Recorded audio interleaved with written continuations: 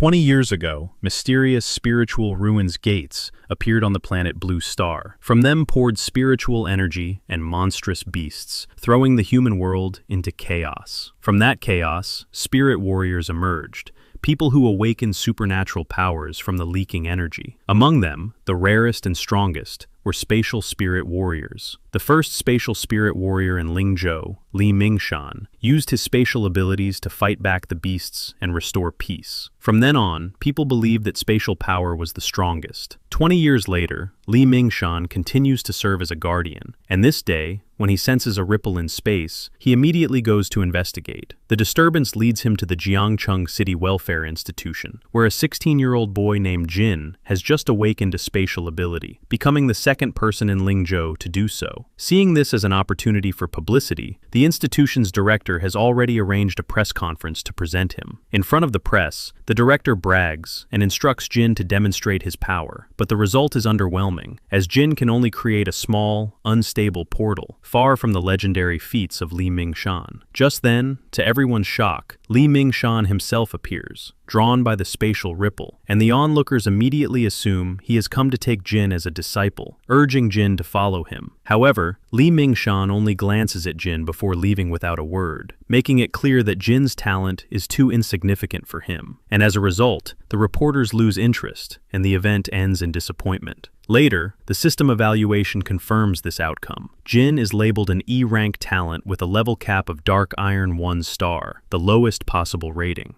And, as a result, he is discharged from the orphanage and forced to make his own way in the world. Even so, Jin does not give up and continues to hold on to his dream of becoming a powerful spirit warrior. So to pay his tuition for the Jiangcheng Spiritual Warrior Academy, he takes on multiple jobs, delivering food during the day and running a street vending stall at the bustling Jiangcheng night market at night. That evening, after securing his preferred spot, Jin enthusiastically begins selling his Red Delicious brand swimming trunks, attracting a crowd by using his identity as a spatial power user and a student of the academy, and even demonstrating the trunk's supposed durability against spatial forces. However, his sales are suddenly interrupted by an aggressive vendor who claims the spot is his, arguing that he occupied it the previous day, and the situation quickly turns physical. When the vendor throws a punch, Jin instinctively opens a portal and redirects the blow back onto him. And taking advantage of the moment, Jin inspects the man's merchandise and accuses him of selling counterfeits, which is immediately proven when a dissatisfied customer arrives with a faded swimsuit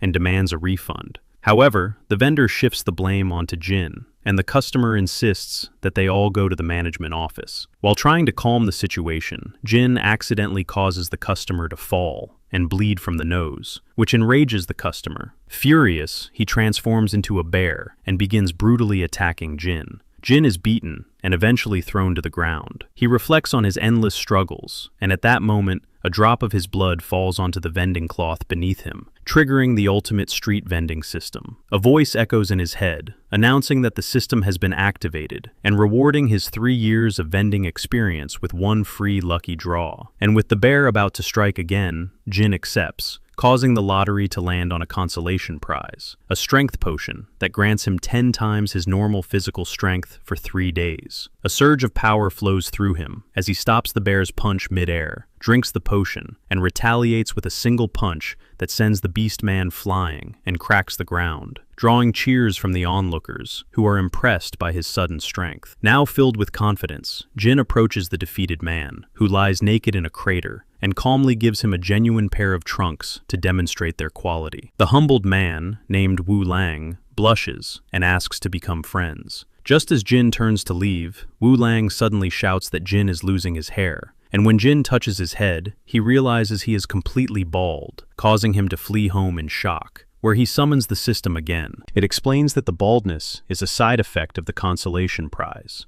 and shows him better, side effect-free items, such as the metamorphosing fruit, which can improve his innate talents, but require redeem points he does not have, encouraging him to continue vending to earn them. Despite the humiliation, Jin feels a sense of hope, as the system gives him a second chance to overcome his limitations. Stepping out of his window, he looks at a sign featuring Li Mingshan, and makes a vow that, one day, everyone will know his name. But at that very moment, a girl suddenly crashes through the sign, breaking it, and falls directly on top of him.